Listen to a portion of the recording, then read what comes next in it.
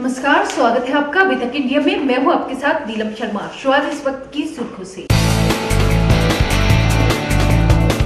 सोमवार को मुजफ्फरनगर में क्रांति सेना ने नगर के सरस्वती शिशु मंदिर पर असंवैधानिक तरीके से फीस वसूली का आरोप लगाते हुए विद्यालय के बाहर किया धरना प्रदर्शन। सोमवार को मुजफ्फरनगर में राष्ट्रीय लोकदल की युवा इकाई ने देश में बढ़ती महंगाई को लेकर किया जबरदस्त प्रदर्शन।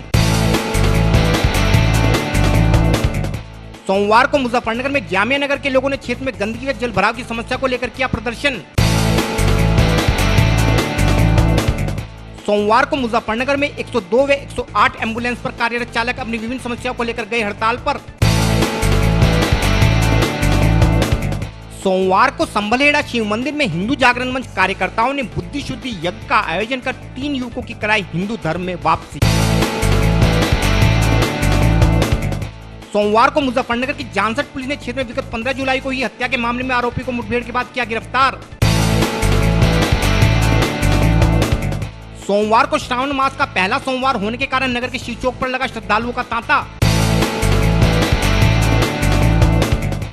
सोमवार को कारगिल विजय दिवस के अवसर पर जनपद के पुलिस और प्रशासनिक अधिकारियों ने किया देश के वीर शहीदों को नमन। सोमवार को जिला प्रशासन द्वारा रेलवे रोड स्थित रैन बसेरे के पुनर्निर्माण हेतु नगरपालिका ईओ को किया गया निर्देशित। सोमवार को वहलना जैन मंदिर की प्रबंध समिति के महासचिव पद हेतु मतदान का आयोजन। कौशाम्बी के सिराथू का महाकालेश्वर मठ, जहां की जाती है खंडित शिवलिंग की आराधना। सोमवार को मुजफ्फरनगर में हिंदूवादी संगठन क्रांति सेना के कार्यकर्ताओं द्वारा नगर के केशवपुरी में स्थित सरस्वती शिशु मंदिर विद्यालय की प्रबंध समिति पर बच्चों से जबरन फीस वसूली का आरोप लगाते हुए विद्यालय के बाहर जबरदस्त धरना प्रदर्शन किया गया। संगठन कार्यकर्ताओं का आरोप था कि विद्यालय द्वारा बच्चों से असंवैधानिक तरीके से फीस वसूली जा रही है। वह जो बच्चे फीस दे पाने में असमर्थ हैं, उन बच्चों की टीसी भी विद्यालय द्वारा नहीं दी जा रही है, जिस कारण वे बच्चे अन्यत्र प्रवेश नहीं ले पाने के कारण शिक्षा से वंचित हो जा रहे हैं। संगठन पदाधिकारियों का कहना था कि आरएसएस जैसे संगठन द्वारा संचालित इन विद्यालयों में भी हिंदू छात्रों का उत्पीड़न होना बड़े ही शर्म की बात है। वह यदि इन विद्यालयों के साथ साथ अन्य विद्यालयों ने भी लॉकडाउन अवधि के समय की फीस माफ नहीं की तो संगठन कार्यकर्ता इन सभी विद्यालयों की तालाबंदी करने हेतु मजबूर होंगे। आज क्रांति सेना के द्वारा सरस्वती शिशु मंदिर केशवपुरी में धरना दिया जा रहा है।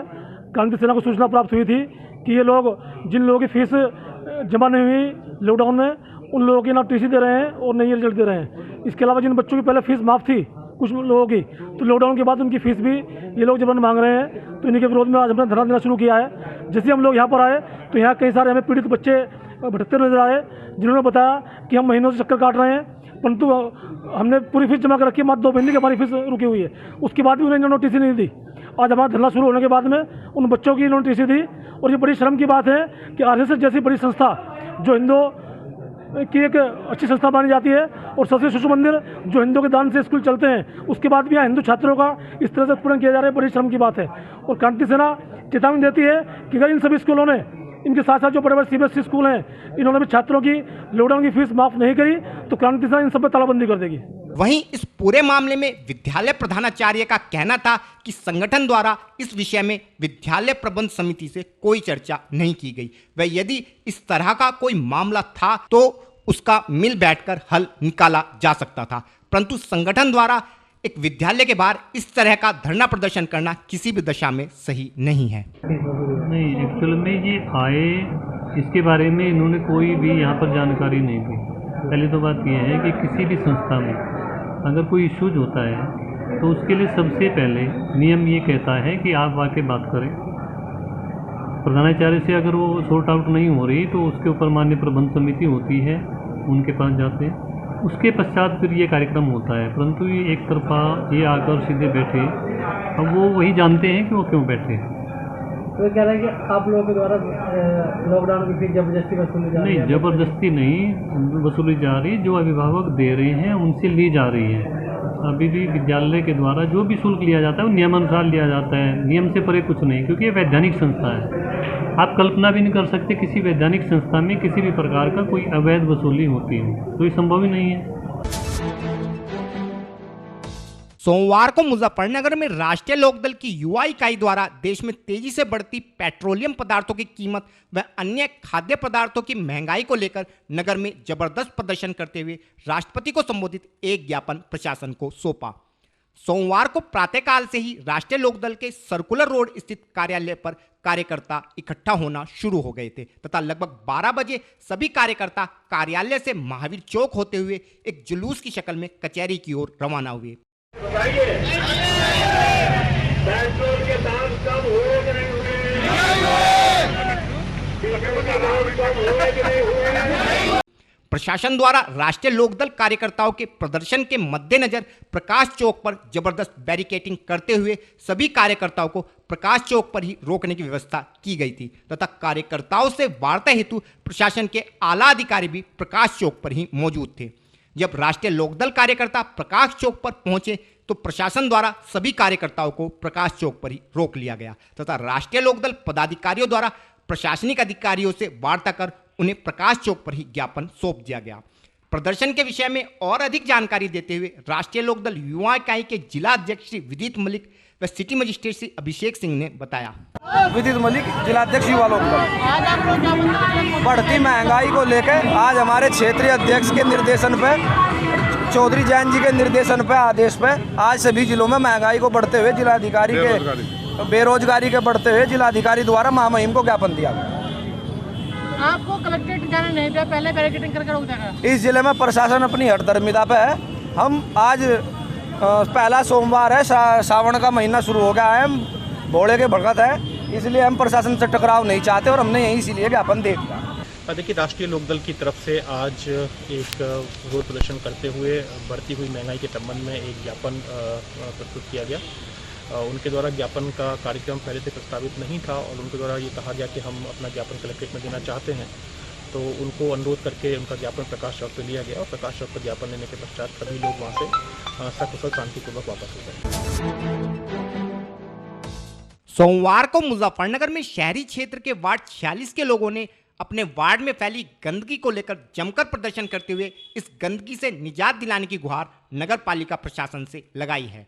हम अपने दर्शकों को बताने चाहते हैं कि शहर में जामिया नगर का क्षेत्र नगर पालिका के वार्ड 46 के अंतर्गत आता है।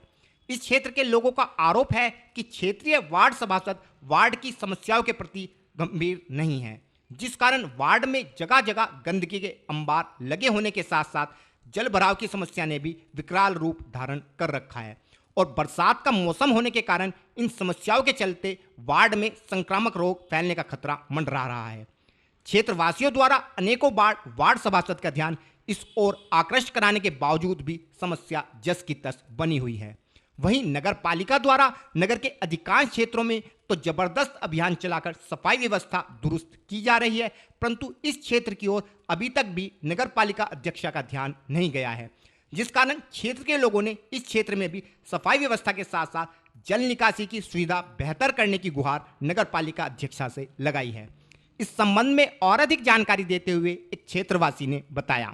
विरोध प्रदर्शन ये हो रहा है, आप देख सकते हैं, आपने खुद देखा है, आप तो चलकर आए, मेंबर साहब तो चलकर कभी आते हैं तो वो सूखे में आते हैं, बारिश में नहीं आते, वो कभी भीग जाए, कपड़े गंदे हो जाए उनके, ठीक है। यहाँ पर जो ये घर वाले हैं बेचारे परेशान हैं, नमाज के लिए भी नहीं निकल सकते, इतना पानी हो जाता है। समस्या ये आपने देखा है, पानी पूरा भरा रहता है, मच्छर इतना पैदा हो रहा है, बीमार बच्चे हो रहे हैं, ठीक है, गंदगी हो रही है, तार लटके पड़े हुए हैं, कोई सुविधा नहीं है किसी कागज़ की, जैसे आधार कार्ड, राशन कार्ड, पहचान पत्र, ये कोई सुविधा नहीं है, ठीक है, किसी चीज़ का लाभ नहीं मिल रहा है इन लोगों को।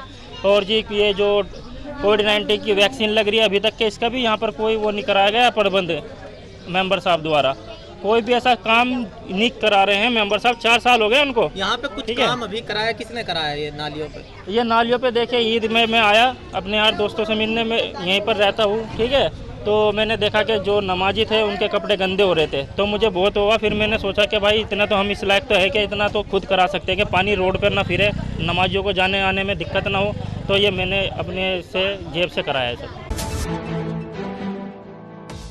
सोमवार को पूरे प्रदेश में 108 व 102 एम्बुलेंस सेवा पर तैनात चालक अपनी विभिन्न समस्याओं को लेकर हड़ताल पर चले गए, जिस कारण पूरे प्रदेश में गंभीर रोगियों को अस्पताल तक पहुंचाने हेतु उनके परिजनों को काफ़ी मशक्कतों का सामना करना पड़ा। इसी कड़ी में मुजफ्फरनगर जनपद में कार्यरत एम्बुलेंस चालक भी अपनी गाड़ियों को ट्रांसपोर्ट नगर के बराबर में स्थित सैटेलाइट ग्राउंड में खड़ी कर वहीं धरने पर बैठ गए। इन वाहन चालकों का कहना था कि इस सुविधा का संचालन एक प्राइवेट कंपनी द्वारा किया जा रहा था तथा कई वर्ष पूर्व जब इन लोगों को कार्य पर रखा गया था तो कंपनी द्वारा उन्हें 60 वर्ष की आयु पूर्ण करने पर रिटायरमेंट तथा रिटायरमेंट के समय 7.5 लाख रुपए की राशि देने का वायदा किया गया था। लेकिन कुछ समय पूर्व अचानक ही कंपनी द्वारा लगभग 1000 चालकों को उनकी सेवा समाप्ति का नोटिस यह कहते हुए भेज दिया गया कि अब इस सेवा का संचालन दूसरी कंपनी द्वारा किया जाएगा, जो कि उनके साथ की गई सेवा शर्तों का सरासर उल्लंघन है। और इसी कारण से आज समस्त चालक अपने कार्य का बहिष्कार कर धरने पर बैठने को मजबूर हुए हैं। इस संबंध में और अधिक जानकारी देते हुए कुछ एम्बुलेंस चालकों ने बताया। जी, आपका शुभ नाम? मेरा नाम राहुल कुमार, मैं उत्तर प्रदेश के मुजफ्फरनगर ज़िले में कार्यरत हूँ 108 एम्बुलेंस पे। तो आज आप लोगों का ये धरना प्रदर्शन चल रहा है, क्या है मामला? ये धरना दरअसल हमारा इसलिए चल रहा है, एक प्राइवेट संस्था है GVK जिसके तहत ये गाड़ियाँ चल रही है, एम्बुलेंस संचालन कर रही है जो। और हमारा जो स्टाफ है, हमारे स्टाफ में 1200 लड़के ALS गाड़ी भी यही कंपनी संचालित कर रही थी। ALS वाले लड़कों के लिए घर के लिए लेटर भेज दिए गए कि आपकी सेवा ख़त्म होगी, आप अब घर जा सकते हो, गाड़ियों का संचालन दूसरी कंपनी करेगी। समस्या इस बात की है, जिस दिन हमारा कंपनी से टाई अप हुआ था, हम इसमें नौकरी लगे थे, तो हमें ये चीज़ बोली गई थी कि जिस दिन आप रिटायर होगे 7.5 लाख रुपये आपको उस दिन मिलेंगे। हुआ था भैया अध्यक्ष जी रिटायरमेंट पर, रिटायरमेंट की उसमें अवधि भी दी गई थी कि आप 60 साल तक काम करोगे जब आपको रिटायरमेंट होगा। इस पश्चात इसके बीच में ही उन सबके लेटर भेज दिए गए। इस प्रस्ताव पे साइन वगैरह हुए थे? हाँ बिल्कुल, प्रस्ताव पर साइन हुए थे। आगे क्या कोर्ट का दरवाजा बराबर खटखटा रहे, कई बार पहले भी धरना प्रदर्शन हो चुका है। आज बराबर पूरे प्रदेश में संपूर्ण लोग इसका ये कर रखा है हमने धरना प्रदर्शन, और सभी गाड़ियाँ पूरे प्रदेश में कर दी गई हैं। और ये हमारी रणनीति रहेगी आगे की, जब तक हमारा मांग पूरी नहीं होगी सभी गाड़ियाँ खड़ी रहेंगी यहाँ पे। सरकार से क्या अपील करना? सरकार से ये अपील है कि सरकार आँख खोल के इनकी तरफ को देख ले। अस्पताल के डॉक्टरों का भी वेतन बढ़ा रहे, सब काम कर रहे हैं, जो कि कम काम कर रहे हैं। सबसे पहला काम कर रहे हैं, कोरोना काल में सबसे बढ़िया सेवा 108 एम्बुलेंस ने दी है। इसके बाद भी सरकार इनकी तरफ कोई विशेष रूप से ध्यान नहीं दे रही। मेरा नाम शरण सिंह भारती, मुजफ्फरनगर मीडिया प्रभारी। क्या समस्या है? देखिए साथियों, हमारे साथी थे 1000 कर्मचारी जो ALS पे कार्यरत थे। इस कंपनी ने 1000 कर्मचारियों को बाहर निकाल दिया। हम चाहते हैं उन 1000 कर्मचारियों को, हमारे 108 102 की बहुत सारी गाड़ियां हैं पूरे प्रदेश में जो चलती हैं, उनमें समायोजित किया जाए। उनकी नौकरी नहीं जानी चाहिए। पहला पॉइंट हमारा ये है। दूसरी चीज़, हम कोरोना में हमारे साथियों ने जो ड्यूटी की है, हम लोगों को समाज ने कोरोना योद्धा के नाम से सम्मानित किया। लेकिन हम सरकार से रिक्वेस्ट करते हैं कि सरकार भी हमारी तरफ ध्यान दे, और हम कंपनी से रिक्वेस्ट करते हैं। 24 और 25 को भी चला था जी, तो किसी अधिकारी से वार्ता हुई आपकी? देखिए 23 और 24 और 25 तक हमारा जो धरना शांतिपूर्वक था वो चला था, और हम शांतिपूर्वक धरना प्रदर्शन करते रहे। लेकिन कोई भी हमारे पास ना तो सरकार का अधिकारी प्रशासन से आया, और ना ही हमारी कंपनी ने कोई हमारे लिए सत्वाना दी। आज कोई आया? आज भी कोई नहीं आया, लिहाजा हम लोगों को मजबूरन बैठना पड़ा धरने पर। सोमवार को मुजफ्फरनगर में हिंदू जागरण मंच के कार्यकर्ताओं ने जनपद के मीरापुर क्षेत्र में स्थित संबलहेड़ा पंचमुखी महादेव मंदिर में बुद्धि शुद्धि यज्ञ का आयोजन कर हिंदू धर्म त्याग कर इस्लाम धर्म ग्रहण करने वाले 3 युवकों की पुनः हिंदू धर्म में वापसी कराई तथा तीनों युवकों के मुंडन व गंगा जल से स्नान के बाद उन्हें बुद्धि शुद्धि यज्ञ में शामिल करते हुए उनके पुनः हिंदू धर्म ग्रहण करने पर उनका स्वागत किया।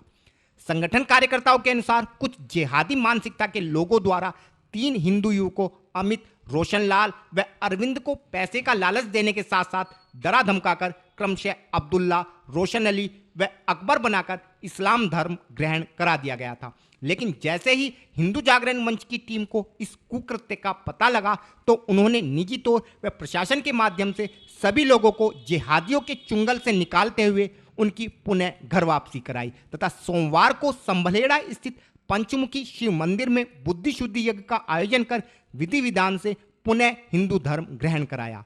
इस विषय में और अधिक जानकारी देते हुए हिंदू जागरण मंच जिला अध्यक्ष नरेंद्र पवार ने बताया। हिंदू जागरण मंच लक्ष्मी नगर के द्वारा हमारे जिले में 3 हिंदू समाज के युवक जिन्हें बहका फुसलाकर और लालच देकर और डराकर धमकाकर हर तरह के छल कपट से कुछ जिहादियों द्वारा धर्मांतरण किया गया था। हिंदू जागरण मंच की टीम द्वारा अपने उन भाइयों का आज संबलहेड़ा गांव में पंचमुखी शिव मंदिर पर शुद्धिकरण और घर वापसी का कार्यक्रम कर रहे हैं। और मैं चेतावनी देना चाहता हूं जिहादी मानसिकता वाले विधर्मियों को, अगर हमारे किसी हिंदू भाई को बहकाने, फुसलाने, बरगलाने की या धर्मांतरण कराने की कोशिश की तो ये जो हमारे हिंदू जागरण मंच के जो हमारे कार्यकर्ता हैं ये उन्हें उनकी भाषा में जवाब देने का कार्य करेगा। अध्यक्ष जी, क्या मानते हैं मुजफ्फरनगर को ही गढ़ बना लिया गया है?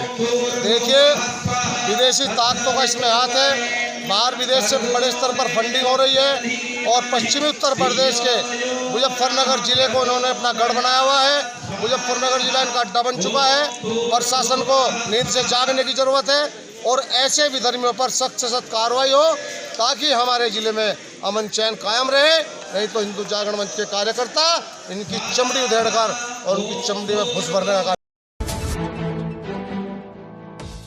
विगत 15 जुलाई को मुजफ्फरनगर में जानसठ क्षेत्र के गांव अरहोड़ा के जंगल में कुछ लोगों द्वारा पूर्व ग्राम प्रधान मांगेराम को गोली मारकर मौत के घाट उतार दिया गया था तथा हत्या के बाद शव को पेट्रोल डालकर जलाने का प्रयास किया गया था। इस मामले में मृतक के परिजनों ने 5 लोगों को नामजद करते हुए मुकदमा दर्ज कराया था। वह पुलिस तभी से इन हत्यारों की गिरफ्तारी हेतु प्रयासरत थी। सोमवार को जानसठ पुलिस को मुखबिर खास के माध्यम से सूचना प्राप्त हुई कि नामजद हत्यारों में से एक गोविंद क्षेत्र के गांव काटका के जंगल में स्थित एक ट्यूबवेल पर मौजूद है, जिसके बाद पुलिस ने क्षेत्र की घेराबंदी करते हुए गोविंद को आत्मसमर्पण के लिए कहा, परंतु गोविंद ने पुलिस दल पर फायरिंग करते हुए भागने का प्रयास किया। पुलिस दल द्वारा बहादुरी का परिचय देते हुए पीछा कर गोविंद को गिरफ्तार कर लिया गया। गिरफ्तार अभियुक्त के कब्जे से एक तमंचा व 6 कारतूस तथा घटना के समय प्रयोग किए गए कपड़े पुलिस ने बरामद किए हैं। अभियुक्त द्वारा अपना अपराध कबूल कर लिया गया है। इस विषय में और अधिक जानकारी देते हुए एसपी देहात श्री अतुल श्रीवास्तव ने बताया। देखिए, 15 जुलाई को एक अरहोड़ा गांव के पूर्व प्रधान मांगेराम जी की सनसनीखेज हत्या सुबह ही कर दी गई थी। पहले उनकी हत्या की गई, उसके बाद शव को जलाने के लिए उसमें पेट्रोल डाल करके आग लगाई गई। इस सनसनीखेज हत्या का संज्ञान लेते हुए तत्काल कार्यवाही करते हुए अभियोग पंजीकृत किया गया था, जिसमें 5 अभियुक्तों को नामजद किया गया था, जिसमें पूर्व रंजिश की बात आई थी। उसमें एक अभियुक्त को उसी दिन गिरफ्तार कर लिया गया था। आज उसका जो मुख्य अभियुक्त है गोविंद उर्फ गोविंदा, उसकी गिरफ्तारी की गई है। पुलिस मुठभेड़ हुई है, उसमें उसकी गिरफ्तारी हुई और उसके कब्जे से तमंचा और कारतूस वगैरह बरामद किए गए हैं। विस्तृत पूछताछ की जा रही है कि किन कारण से उसने हत्या की है। अभी तक जो तथ्य प्रकाश में आए हैं उसमें ये तथ्य प्रकाश में आया कि गोविंदा के पिता की भी हत्या हुई थी, उसी का बदला लेने के लिए इसने हत्या की है। लेकिन अभी भी विस्तृत पूछताछ की जा रही है और जानकारी की जा रही है कि आखिर कौन सी तात्कालिक परिस्थितियां थीं जिनके कारण ये हत्या 20 साल के बाद की गई है और इस घटना में कौन कौन लोग संलिप्त हैं इसके बारे में भी विस्तृत पूछताछ की जा रही है। पूछताछ के बाद जो भी तथ्य प्रकाश में आएंगे उनके आधार पर अग्रिम कार्रवाई की। सर, क्या पूछताछ हुई है? पूछताछ में क्या बताया है इसमें कि क्या अकेले घटना को अंजाम दिया? जैसा मैंने अभी बताया कि विस्तृत पूछताछ जारी है। पूछताछ के बाद जो भी तथ्य प्रकाश में आएंगे उनके आधार पर हम लोग करेंगे। अभी तक इंडिया में यहाँ पर रुकते हैं ब्रेक के लिए। ब्रेक के बाद तुरंत लौटेंगे। बने रहिए अभी तक इंडिया सच के साथ। कैल्शियम सिर्फ बोन्स का ख्याल रखता है, आपकी एनर्जी का नहीं। लीजिए रिवाइटल एच वुमन। इसका कैल्शियम आयरन बोन्स मजबूत बनाए, नेचुरल जिनसेंग एनर्जी बनाए रखे दिन भर। सिर्फ मजबूत नहीं, जानदार बनो। यूपी के दमदार लोगों के लिए टाटा टी प्रीमियम ने बनाई है दमदार चाय। 1 प्याली दम वाली, 1 प्याली यूपी वाली।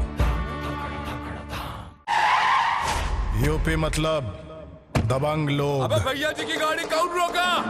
पावर की देख जकड़, पैसों की देख अकड़, छोटी सी बात पर आस्तीनें ऊपर चढ़ जाती है। यूपी वाले दम दिखाने का मौका नहीं छोड़ते। अब चाहे वो पावर का दम हो, पैसों का दम हो या फिर अच्छाई का। भैया को बोलना पड़ेगा।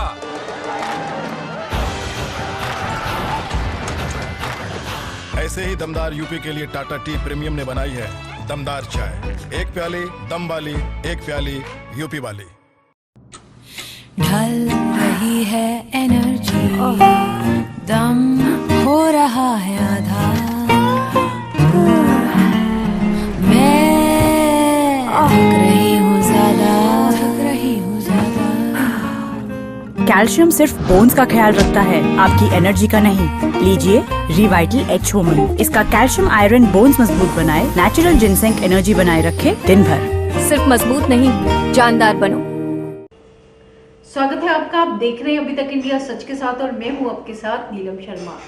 26 जुलाई को इस वर्ष प्रारंभ हुए श्रावण मास का पहला सोमवार था।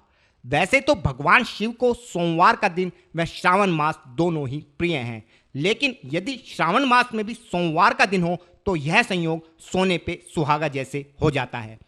26 जुलाई को श्रावण मास का पहला सोमवार होने के कारण नगर के सभी शिवालयों में भगवान शंकर का जलाभिषेक करने हेतु श्रद्धालुओं का तांता लगा रहा तथा नगर की हृदय स्थली शिव चौक पर तो प्रातःकाल से ही भगवान शंकर के भक्त कतारबद्ध होकर भगवान शंकर का जलाभिषेक करने हेतु अपनी बारी की प्रतीक्षा करते नजर आए।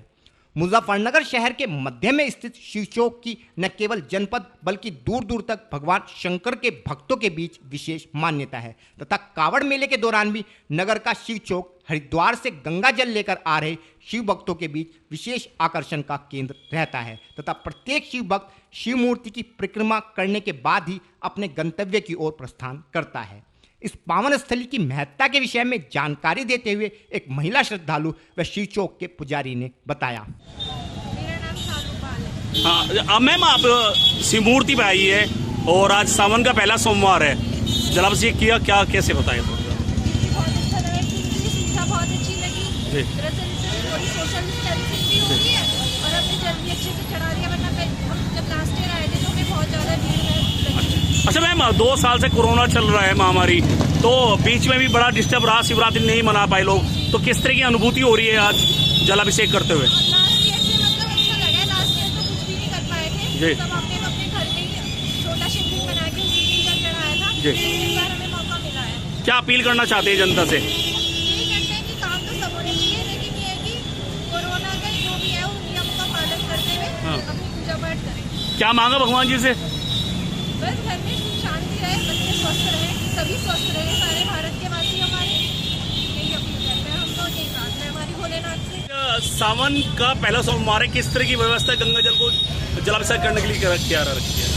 आज सावन का पहला सोमवार है, आज 26 जुलाई को, और आज जो हमारी बहनें आती हैं, कुंवारी बहनें आती हैं, उनके लिए ये महत्वपूर्ण त्यौहार है, जिसमें अगर कुंवारी कन्याएँ, कुंवारी लड़कियाँ अगर व्रत स्थापना करती हैं तो उनको अच्छा वर प्राप्ति के लिए ये अच्छा सहयोग है।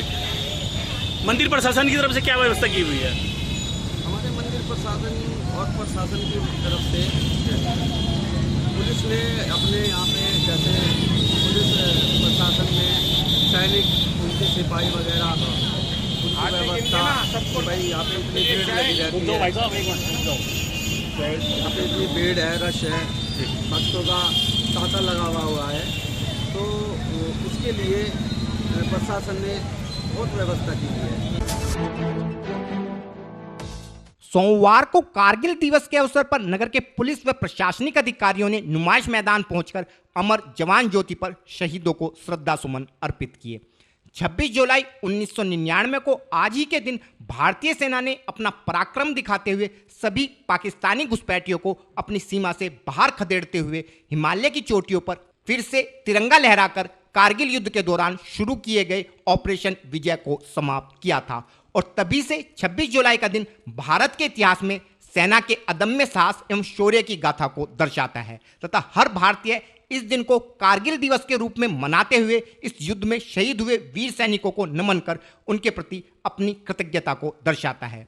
इस अवसर पर मुजफ्फरनगर में जिलाधिकारी व एसएसपी के अलावा अन्य अधिकारियों ने भी शहीदों को नमन करते हुए उन्हें श्रद्धा सुमन अर्पित किए।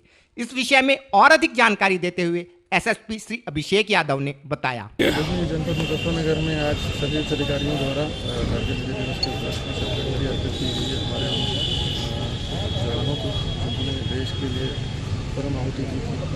और इसी के क्रम में जनपद मुजफ्फरनगर में जिन जगहों पर कार्यक्रम किया जा रहा है, उसी के क्रम में आज हमारे द्वारा जिलाधिकारी द्वारा और सभी अधिकारियों द्वारा कुछ दिनों पूर्व नगर के रेलवे रोड पर एचडी पब्लिक स्कूल के सामने नगर पालिका द्वारा बनाए गए रैन बसेरे का टीन शेड तेज बारिश के कारण गिर गया था, जो आज तक भी जस की तस अवस्था में पड़ा है, जिस कारण इस टीन शेड के नीचे खराब मौसम के कारण आसरा लेने वाले लोगों को काफी दिक्कतों का सामना करना पड़ रहा है तथा लोगों द्वारा इस रैन बसेरे को ठीक कराने की मांग लगातार नगर पालिका प्रशासन से की जा रही थी। सोमवार को इस मामले में जिला प्रशासन ने पहल करते हुए इस रैन बसेरे को पुनः व्यवस्थित करने के विषय में नगर पालिका ईओ को निर्देशित किया है तथा नगर पालिका द्वारा शीघ्र ही इस रैन बसेरे का पुनर्निर्माण करा दिया जाएगा। इस संबंध में और अधिक जानकारी देते हुए अपर जिलाधिकारी श्री अमित सिंह ने बताया। तो साई धाम के सामने एक रैन बसेरा अस्थायी रूप से जाड़े के दिनों में बनता है नगर पालिका से, और उसको हम लोगों ने हटवाते नहीं हैं क्योंकि उस पर पब्लिक कोई ना कोई आके वहाँ पे रुकती है। आज वो बरसात में संभवतः टीन शेड जो है पीछे से गिर गया और उसमें ईओ की जिम्मेदारी थी। ईओ को हमने निश्चित किया हुआ है कि उसमें कोई हताहत नहीं हुआ है, लेकिन चूँकि उसमें बरसात चुकी है तो कोई ना कोई परिवार नीचे उसमें आके अपना बसेरा करते हैं, तो ईओ को बता दिया गया उसको बढ़िया से सेट करा दें ताकि उसमें कोई किसी प्रकार की कोई घटना न हो।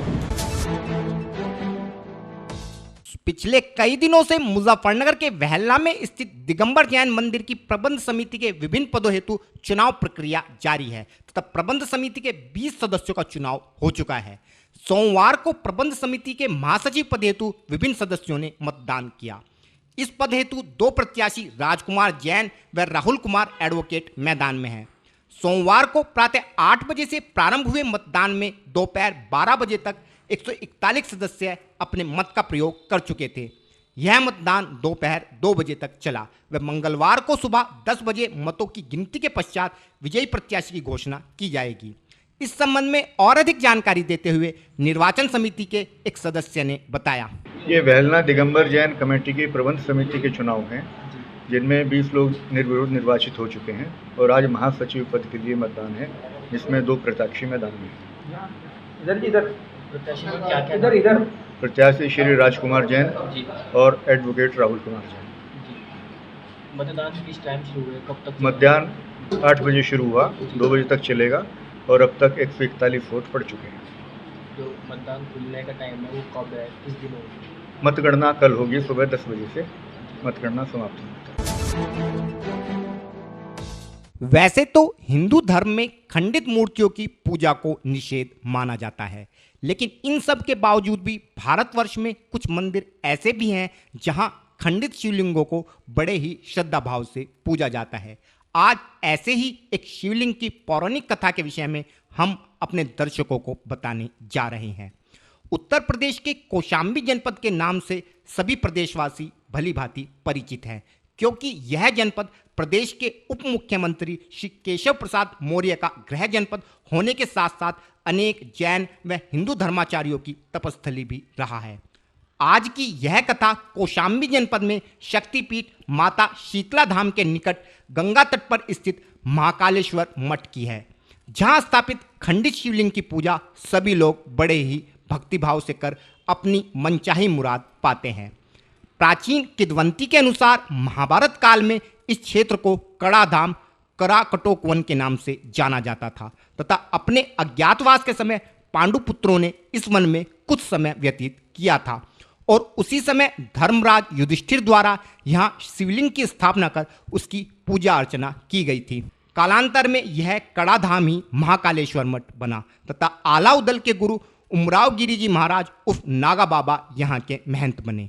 इस मंदिर के इतिहास के अनुसार मुगल काल में जब औरंगजेब ने भारतीय मंदिरों को तहस नहस करना शुरू किया तो उसके सैनिकों ने इस मंदिर को भी तोड़ने के लिए यहाँ धावा बोल दिया, जिसे देखकर नागा बाबा ने भगवान शंकर की आराधना प्रारंभ की।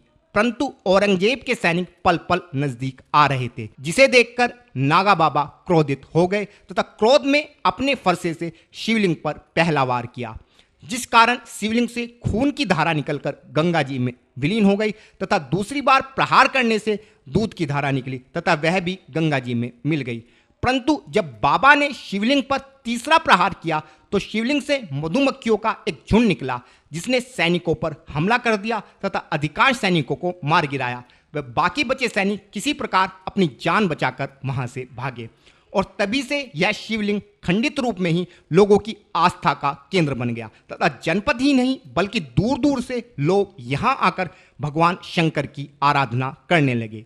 इस संबंध में और अधिक जानकारी देते हुए एक श्रद्धालु व मंदिर के महंत जंगल बाबा ने बताया। कहते हैं खंडित मूर्ति की पूजा नहीं की जाती, आप लोग यहाँ पास आते हैं मूर्ति खंडित की पूजा करते हैं, ऐसा नहीं है कि यहाँ खंडित की पूजा बहुत बोलते हैं बहुत चढ़ाई आ गया था। भोले बाबा की ऐसी कृपा हुई कि उनकी चिंगारी जितनी टाइम मारा भोले बाबा ने खूब मारा इस बात को, चिंगारी इतनी जल गई चिड़िया को लोग सब भाग गए यहाँ से, कोई भी यहाँ फिर नहीं बचा, सब निकल गए यहाँ से छोड़ के। भोले बाबा की नागा बाबा की कृपा थी। यहाँ पास कितने दूर दूर से लोग आते हैं? यहाँ तो कोई था नहीं, कहाँ कहाँ के लोग आते हैं यहाँ पर। ये मानी हुई हस्ती है, यहाँ मानी हुई है, इसलिए यहाँ पर ज़्यादा आदमी आते हैं। यहाँ पर लगाव है भोलेनाथ से। ये बात नाम बताइए। नाम हरिलाल साहू दीदी है। क्या होती है, किसके द्वारा स्थापित की गई है और मूर्ति कैसे खंडित हो गई है? ये मूर्ति जो है कलेश्वरनाथ जी पहले भीमसेन आए, भीमसेन पांचों भाइयों पांचों पांडवों में कुछ झगड़ा हो गया था, इसलिए भीमसेन पहले आए। फिर कुछ दिन के बाद पांचों भाई पांचों पांडव आकर के कलेश्वरनाथ जी की मूर्ति स्थापित किए और फिर औरंगजेब चढ़ाई किया, किला कालिंजर सगले मूर्ति फोड़ते थे। या तो यहाँ करके जब टाँकी लगाए तो उसके बरैया निकल पड़ी। नागा बाबा बोले कि हमको बचाइए, तो इसी में कलेश्वरनाथ जी के बरैया निकली मूर्ति से और बड़े बड़े भाला लेके महात्मा निकले, इसलिए पूरी सेना के लपट गए। तो नाला के वो पार लोग या पार नहीं आ पाए सेना। तो फिर मंदिर बच गया था। तो कितनी दूर दूर से लोग यहाँ आते हैं? ये लोग पूरे जौनपुर जिला, बनारस और बांदा, प्रतापगढ़ सभी लोग शीतला धाम आते हैं और कलेश्वरनाथ जी दर्शन करते हैं। यहाँ कुछ पौराणिक मान्यता है कि यहाँ पर जो मानते हैं शिव जी उसको पूरा करते हैं। हाँ, प्रमाण है कि जो अच्छी तरह से पूजा करते हैं 2-3 घंटा उनके कार्य सिद्ध हो जाते हैं। कोई बाधा भूत बाधा कोई मतलब सब कृपा कर देते हैं। नाम बताइए। हमारा नाम जमुनानंद जंगल बाबा कलेश्वर नाथ कलेश्वर घाट। खबरें देश की हो विदेश की हो या हो आपके शहर की, हम रखते हैं हर खबर पर नजर। बने रहिए अभी तक इंडिया सच के साथ। नमस्कार।